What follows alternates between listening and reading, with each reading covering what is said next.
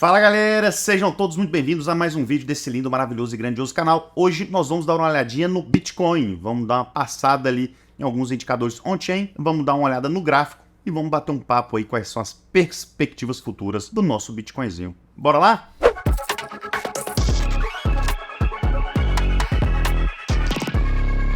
Então tá. O que é isso aqui, galera? Deixa eu compartilhar a tela com vocês. O que é isso aqui? Isso é um indicador on-chain que nós temos no nosso site aqui brasileiro, dominando o cripto. Vocês podem ir lá e abrir conta. Esse aqui mostra pra gente a ganância, a euforia, o medo da galera, né?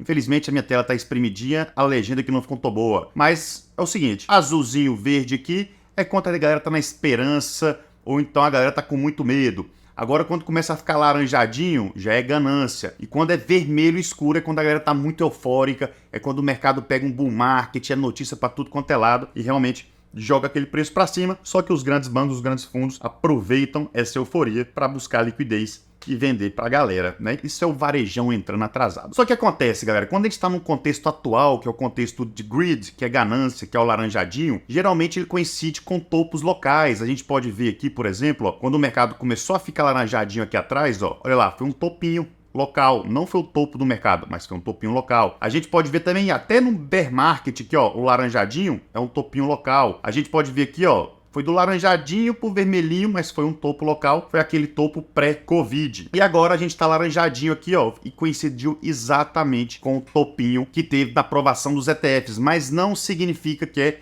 o topo do mercado, é um topo local. Nós estamos ainda no meio de uma tendência de alta, tem todo um bull market aí pra gente surfar, pós-halving principalmente. Então, quando a gente vê esse tipo de indicador laranjadinho, significa, opa, cautela, não é hora de comprar tanto, pode ter uma retraçãozinha um pouco mais profunda, como nós já tivemos, né? O Bitcoin já retraiu 20 e poucos por cento, só que ainda pode ficar tranquilo que não é final de ciclo, não é topo de mercado. Olhando outros indicadores aqui, por exemplo, a gente tem outro indicador que nos mostra que ainda não é topo de mercado.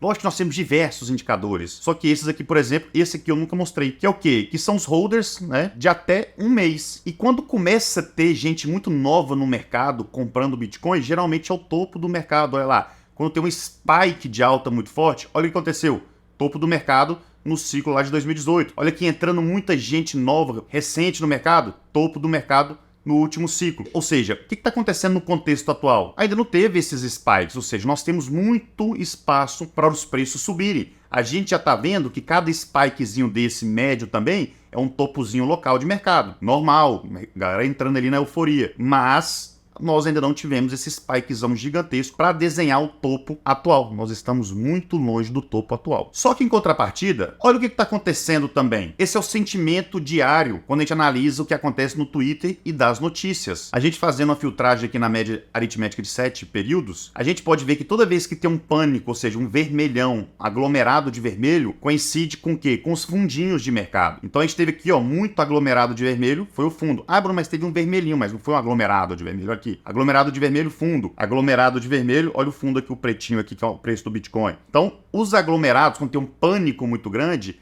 também mostra pra gente um fundo local. Pode ser o fundo da tendência? Pode, mas os fundos locais também tem muito pânico junto. E aqui teve, olha aqui que engraçado, teve um pânico recente. Por quê? Porque tem muita gente comprando muito atrasado no topo. Então qualquer recuo, essas pessoas veem suas posições ficando no negativo, desespera e liquida, ou seja, tem muita gente entrando no pânico. E agora nós tivemos um fundinho aqui, que nós vamos mostrar no gráfico ali por volta dos 38, e nós tivemos um aglomerado de pânico aqui, de acordo com o sentimento do Twitter e das notícias. Olha aqui o tantão, fundinho local. Então, analisando essas duas coisas em separado, a gente fica, ué, tem coisa falando que é topo, mas é topo local, não é topo da tendência. Temos coisa falando que é fundo, mas também é fundo local. Só que quando a gente pega o contexto macro, tem muita coisa acontecendo por trás. E agora vamos olhar o que está acontecendo por trás. Olha esse gráfico aqui. Esse gráfico mostra pra gente a posição, o tamanho das posições dos fundos que tem Bitcoin sob gestão. BlackRock, Grayscale, vários outros fundos. Todos esses aqui na lateral. Eu desmarquei vários aqui, mas só para vocês verem uma coisa. A gente pode ver que muito próximo do ETF, da aprovação do ETF, quer dizer, vários fundos que não tinham posição praticamente nenhuma começaram a ter. Olha a curva íngreme aqui, ó. Vamos deslistar, né? Vamos separar várias aqui para vocês verem, por exemplo, o que foi acontecendo. Olha aqui, por exemplo, eu tô marcado só esse amarelinho aqui, ó. Van Eck.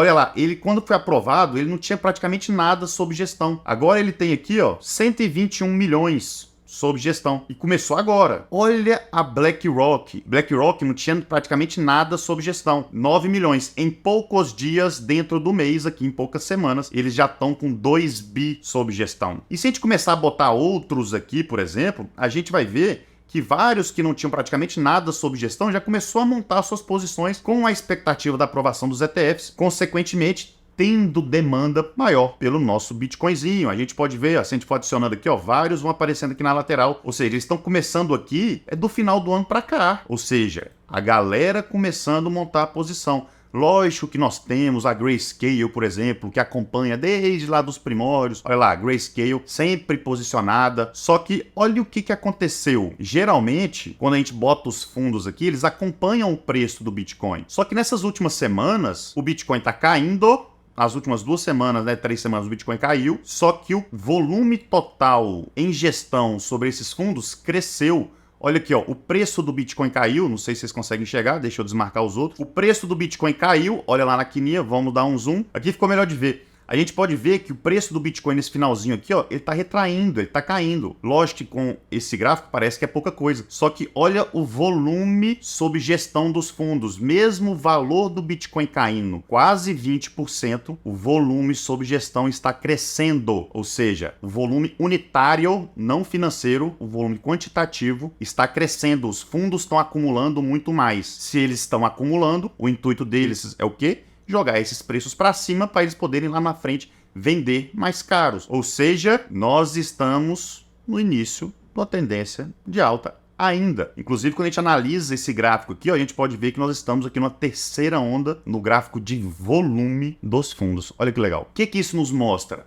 Para aquela galera que está desesperada, ai meu Deus do céu, será que eu liquido? Será que eu liquido para comprar mais embaixo? Muito cuidado. Se você quer liquidar para comprar mais embaixo, a chance é muito grande de você perder o bonde. E quando a gente olha para o gráfico, analisando exatamente essa relação, né, pensando mais no longo prazo, o cenário ainda é muito positivo para a gente. Como assim, Bruno? Vou falar primeiro do micro para o macro. Vamos lá. Olha o que tem acontecido, galera, nessa última tendência de alta. Eu quero mostrar para vocês que os mercados, eles se movimentam numa determinada frequência. Cada ciclo tem uma determinada frequência. O mercado ele se comporta de uma maneira específica em cada ciclo. E a gente pode ver que nessa tendência aqui, o Bitcoin tem se comportado de uma maneira muito parecida. Como assim? Se a gente pegar essas retrações principais aqui, ó, a gente pode ver que ele retraiu aqui, ó, 23%. Na verdade, foi um pouquinho até menos. Se eu pegar exatamente ali, ó lá, 22,4%. Essa outra retraçãozinha aqui vai dar isso aí também, ó, 21%. Essa outra aqui é um pouquinho maior, vai dar aqui, ó, 21,5%. E olha o que está acontecendo nessa retraçãozinha que está acontecendo ali agora, ó. Deu 21% também, ou seja, é padrão. Às vezes as pessoas ficam esperando o mercado cair 40%, 50%,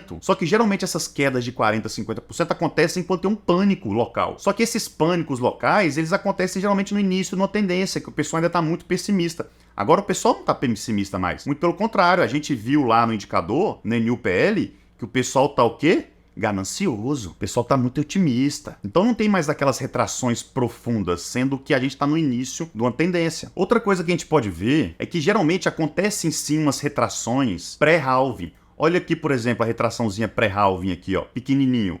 O mercado antes do halving, que são essas linhas azuis, na vertical que eu tracei, a gente pode ver, ó, que o mercado ficou lateralizado, ó lá, ó, antes do halving. Não sei se vocês conseguem enxergar aí, vou até tentar dar um zoom. Olha aqui, por exemplo, ó lá, o mercado fez um topinho local, não é topo de final de ciclo, topo local, e ele retraiu, beleza, só que olha aqui, 100 dias antes do halving. Mas foi uma retraçãozinha, o mercado mais lateralizado, esperando o halving para subir, normal. Olha o que aconteceu, outro topo local antes do halving, 84 dias, 20 dias de diferença só. Ou seja, antes do halving o mercado puxa um pouquinho para baixo para depois estourar. Olha o que aconteceu, esse cenário foi muito específico porque nós tivemos esse Covid aqui. A gente não sabe exatamente como ele iria se comportar, ele poderia sim dar uma retraidazinha depois aqui para subir, mas teve o Covid que levou essa pancada e logo em seguida teve muita injeção de liquidez e o mercado já começou a subir, né? O governo americano, principalmente, socou dinheiro na economia e o mercado subiu. Então a gente não sabe exatamente, mas o topinho local, que foi esse aqui, antes do halving, foi 90 dias, ou seja,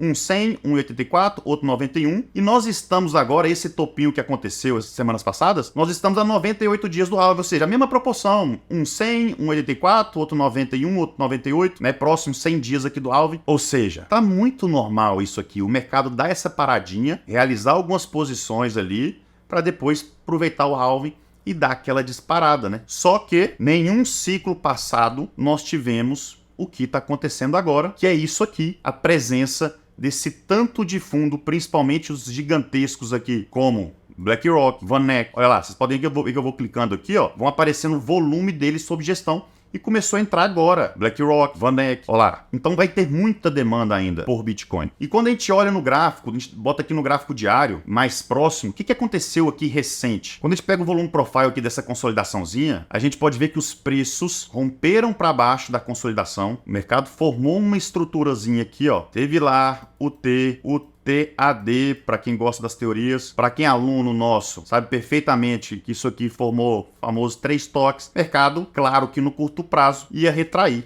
formou uma absorção gigante lá, volumão de parada no final do movimento, retraiu, perfeito, retraiu em ABC, buscando liquidez embaixo aqui e voltou para dentro do canal. Só que, agora que vem a pegadinha, o que está acontecendo no contexto atual? Hoje eu tô gravando esse vídeo na terça-feira, às 14 horas. Amanhã, quarta-feira, nós vamos ter o discurso do Powell, que é o presidente do Fed. O que a galera tá esperando referente ao discurso do Powell? O mercado, ele subiu muito forte, porque nós temos 3 narrativas muito fortes acontecendo esse ano. Quais são elas? A aprovação do ETF, diminuição da taxa de juros americana e o halving. Muita gente chama de halving, tá bom. A gente fala em aportuguesado o halving. E a gente sabe que os preços se movem de acordo com a expectativa e o risco. Então a gente já tinha, desde lá do ano passado, uma expectativa muito grande da aprovação do ETF, praticamente certeza. A gente já estava com a expectativa de uma possível diminuição de taxa de juros logo no início do ano, e a gente já sabe que ia ter o halving daqui a pouco tempo, ou seja, os preços subiram com muita antecedência. Mesmo antes de tudo isso acontecer, o mercado já se precifica com muita antecedência. Só que tinha muita gente apostando que esse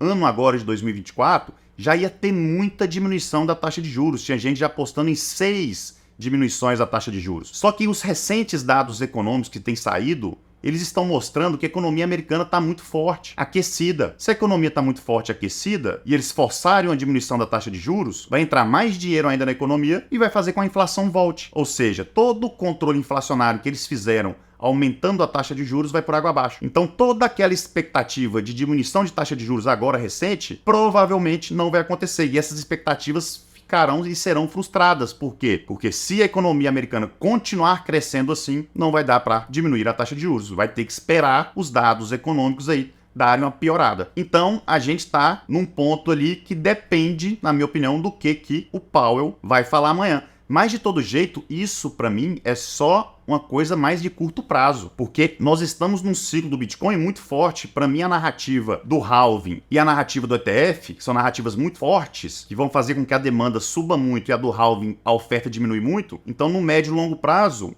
Bitcoin é para cima. Só que hoje, especificamente terça-feira, a gente está dependente do discurso do nosso querido coroa Jerome Powell. Então, quando a gente olha para o gráfico, olha aqui, nós temos exatamente na nossa frente aqui, ó, um nó de alto volume muito forte, é onde exatamente os preços pararam. Quando a gente bota o nosso midazinho aqui no topo, ele está segurando exatamente ali em cima, ou seja, é uma região muito forte que os preços podem segurar. Eu acredito que se amanhã o Powell vier com um discurso muito otimista em relação às diminuições da taxa de juros, aqui é daqui para cima, aí ele já engata ali no movimento de alta. Mas se ele falar, galera, nós não vamos diminuir a taxa de juros, aí a gente pode fazer um ABC aqui e ele testar essa regiãozinha para depois voltar a subir. E a gente tem um período até o halving para fazer esse tipo de comportamento aqui, que eu sinceramente acho que daqui para cá não vai mudar a vida de ninguém. E se você já quiser fazer seus DCAs pensando no médio e longo prazo, pode fazer sim, beleza? No curtíssimo prazo, nós tivemos um sinal não tão favorável, que foi o quê? Que foi o rompimento dessa mínima. O mercado rompeu, fazendo o que a gente chama de falha de baixo. A galera do Smart Money adora falar, teve um choque.